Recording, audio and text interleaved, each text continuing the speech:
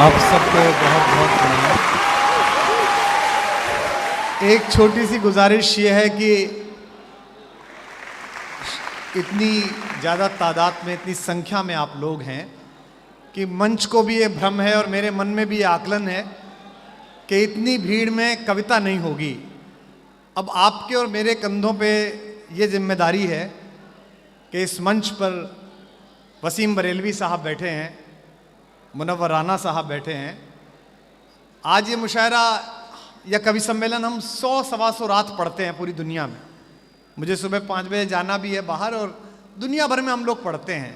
याद नहीं रहता है कि क्या है क्या नहीं। एक आध कोई मुशायरा अपने आप में नज़ीर बन जाता है, अपने आप में संस्मरण बन जाता है। तो बाराबंकी के बहुत प्यारे लोगों, हमारे नौजवान दोस्तों, मेरे भाइयों, अगर आज मैंने और आपने इस जिम्मेदारी को संभाल लिया, इस उत्तरदायित्व का अनुभव कर लिया कि मंच पर बैठे हुए हमारे दोनों बुजुर्गों को, मेरे घर के दोनों बड़ों को हम ये बात ज्ञापित करने में कामयाब रहे कि ये केवल शोर मचाने वाले युवा नहीं हैं। अगर अच्छे से बात की जाए, शायरी सुनाई जाए, कविता की बात हो, देश की बात हो, तो ये इसी प्रोग्राम को ऐतिहासिक भी बना सकते हैं। हम लोग इकट्ठे इसलिए हुए हैं, इतना बड़ा इंतजाम एक प्रोग्राम करने के लिए कितनी मेहनत होती है। परवेज साहब ने, मेरे दोस्त आफ्ताब भाई ने, हमने सबने इसलिए मेहनत की है कि कार्यक्रम हो सके। ये सब आपकी मोहब्बतें, आपका प्रेम है, युवाओं का प्यार है कि मुझे इस योग्य बनाया। मेरे पास जो कुछ भी है मैं आपको प्रस्तुत करता हूँ। बस इतना नोट करिएगा, इतना मन दीजिएगा कि मुझे भी याद रहे। खुमार बाराबंकी साहब का शहर है और मैंने उनके साथ एक बार शुरुआती दौर में मगहर महोत्सव में उन्हें सुना था कि मैं अपने गीत गजलों से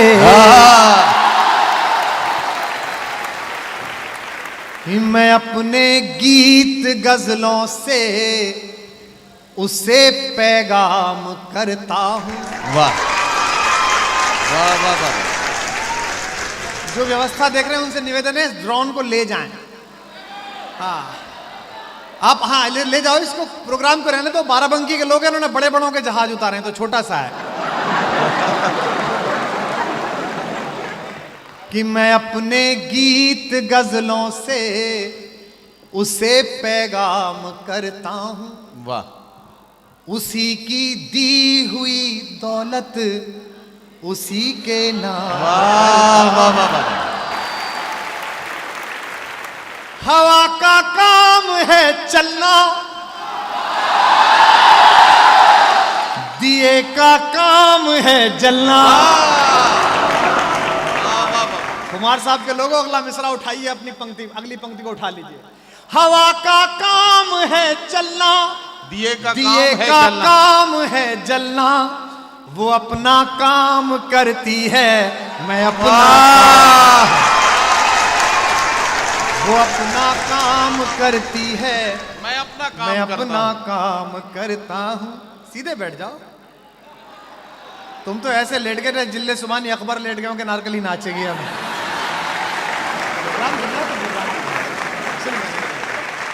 थोड़ा बहुत शब्द सीखा हूं। ये उर्दू का मंच है, मुशायरा है। मैं यहाँ क्यों हूं, लोग मुझसे पूछ सकते हैं, और इन दिनों जो हाल है उसमें तो जरूर ही पूछ सकते हैं। मैं 4 पंक्ति बताता हूं कि मैं यहाँ क्यों हूं, और आप मेरा स्वागत अभी ठीक से कर नहीं पाए शायद इन 4 पंक्तियों पे सुन।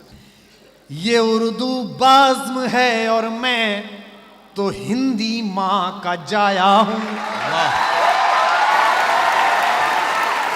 ये उर्दू बाज़्म है और मैं तो हिंदी माँ का जाया हूं।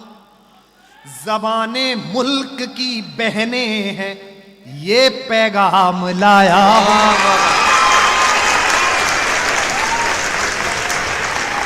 ये उर्दू बाज़्म है और मैं तो हिंदी माँ का जाया हूँ। हमारे कश्मीर से आए दोस्त ने कविता पढ़ी तो पीछे से लड़के बोले, भारत माता की जय। आजकल बहुत चलता है, भारत माता की जय बोलो। बोलेंगे साहब, जरूर बोलेंगे। खैर, वंदे मातरम नहीं बोलते। मैंने बहुत पहले किसी प्रोग्राम में कहा था, ये सब नारों के सहारे हिंदुस्तान की मिट्टी से मोहब्बत का आकलन बंद करिए। और आप किन से कहते हो वंदे मातरम बोलिए? मैं हिंदू हूं, जिस दिन पृथ्वी छोड़ूंगा उस दिन जला दिया जाऊंगा और एक मुट्ठी राख में तब्दील हो जाऊंगा, शायद गंगा या किसी नदी में विलीन कर दिया जाऊंगा। लेकिन मेरे साथ पैदा होने वाला, मेरे साथ खेलने वाला मेरा दोस्त रऊफ, या मेरे साथ रहने वाले मेरे दोनों दोस्त फरहान और आफताब, ये जब पृथ्वी छोड़ेंगे तो भारत माता इन्हें अपने हाथों में लेकर हश्र के दिन का इंतजार करेगी।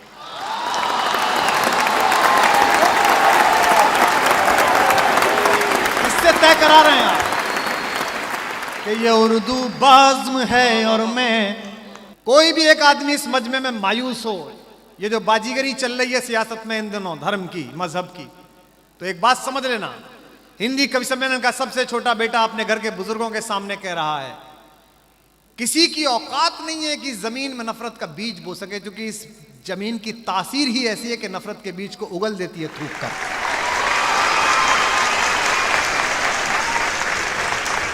और हमसे नारे मत लगवाइए, किसी से नारे मत लगवाइए, अंदर से आवाज आएगी तो नारा प्राण के अंदर गूंजेगा। मैं बोलूं आफ्ताब से कि तुम वंदे मातरम बोलो। एक मुकम्मल ईमान लाने वाला, एक ठीक मुसलमान जब 5 वक्त नमाज के लिए अपना माथा इस हिंदुस्तान की जमीन पर रखता है तो हर बार भारत माता की जय बोलता है। तब पढ़ रहा हूं कि ये उर्दू बाज़्म है और मैं। ये कवि सम्मेलन है, ये मुशायरा है। यहां बड़ों के पैर छुए जाते हैं, उन्हें मार्गदर्शक मंडल में नहीं डाला जाता। और मुशायरे में भी कुछ लोग आ गए जिन्हें भ्रम हो गया है, कवि सम्मेलनों में भी कुछ लोग आ गए हैं जिन्हें भ्रम हो गया है कि उनकी लोकप्रियता या उनके लिए आने वाले लड़के लड़कियों का समूह या फेसबुक पर ज्यादा लाइक या सेल्फी खिंचाने वाले ज्यादा लोग तो वो बड़े कवि हो जाएंगे, बड़े शायर हो जाएंगे। गलत फहमी मत रहना। ये क्रम है, ये केवल कुंडली है, ये ग्रहों का फेर है, जन्म पत्री है, जायचा है कि मैं आज यहां खड़ा हूं, परसों यहां खुमार साहब थे, वाली असी साहब थे, हमारा फकीर कहकर गया है, हमारे कबीले का एक उस्ताद कहकर गया है, कल और आएंगे नगमों की खिलती कलियां चुनने वाले, मुझसे बेहतर कहने वाले, तुमसे बेहतर सुनने वाले। तो इस अहंकार में जो कोई भी हो, चाहे दिल्ली में हो चाहे लखनऊ में हो, वो ये अहंकार छोड़ दे। जिसको ये भ्रम हो गया हो कि वो ईश्वर हो गया है, इस देश ने बड़े बड़ों का गर्व तोड़ा, इस देश ने बड़े बड़ों का अहंकार चूर्ण किया। तो मैंने 4 लाइन कही कि नया निजाम, नई बंदिशें, ऐलान नया, हम फकत लश्करे शाही के ही माफिक सोचें, और साहिबे वक्त ने यह हुक्म किया है जारी, अपनी नस्लों से कहो मेरे मुताबिक सोचें।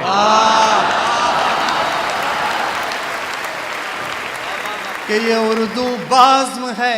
और मायूस मत होइए कभी भी, ये 4 साल 5 साल 10 साल की सरकारें हैं, ये आती जाती रहेंगी, ये मंच सदा सुहागन रहेंगे। यहां खुमार साहब बैठते थे, यहां कभी खुमार साहब बैठते थे, झूम के गाते थे, नहारा है इश्क ना है दुनिया थकी है, दिया जल रहा है हवा चल रही है। आज हम हैं, कल कोई और आएगा।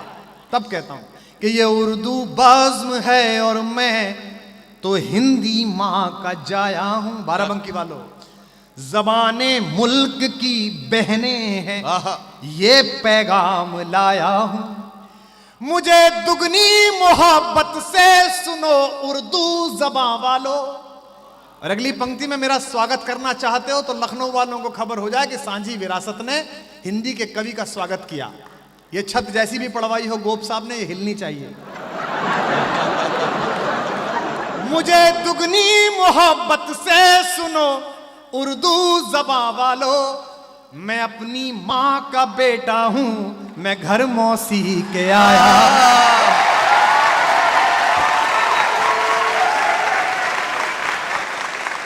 मैंने कोशिश की कि मेरी एक भी कविता ऐसी ना हो जो मेरी माँ और मेरी मौसी दोनों के पैर छू करना आए।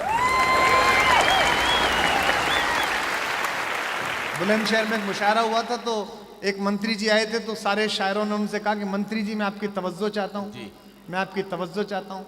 तो मंत्री जी ने बाद में भाषण दिया कि बहुत अच्छा मुशायरा हुआ है और बहुत अच्छे मुशायर आए हैं, और कई मुशायर ने हमसे तवज्जो मांगी, तो हम लखनऊ जाके मुख्यमंत्री जी से बात करेंगे और कोशिश करेंगे हर मुशायर को एक एक तवज्जो दिलाई जा सके।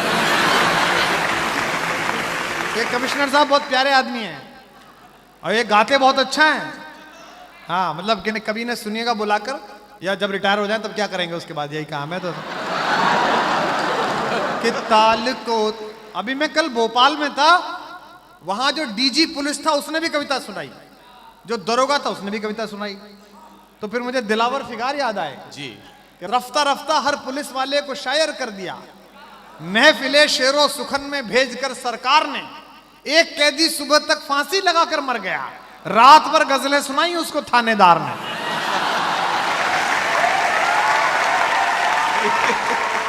लड़कों का दर्द अलग है, जवान लड़के बैठे हैं, नई सरकार उत्तर प्रदेश में आ गई, लखनऊ में रोमियो स्क्वाड, पुलिसकर्मी भी बैठे हैं, आज सारी कप्तान साहब भी आए हुए थे और तमाम अधिकारी लोग बैठे हैं। मैंने कहा भी मुख्यमंत्री जी से, मैंने कहा साहब मोहब्बत का शहर है लखनऊ, ये क्या आप मोहब्बत पे इतनी पाबंदी? बोले देखिए साहब, मोदी जी ने कहा था ना खाऊंगा ना खाने दूंगा, मैंने न की है न करने दूंगा। मैं पहली बार आया हूँ बाराबंकी देखिए मुशायरे में, कवि सम्मेलन में इतने साल हो गए, इसके बाद भी पहली बार आया हूँ। तो सुनिएगा कि कोई दीवाना कहता है कि कोई कोई मगर धरती वाह। मैं तुझसे दूं ये तेरा, वाह। क्या बात।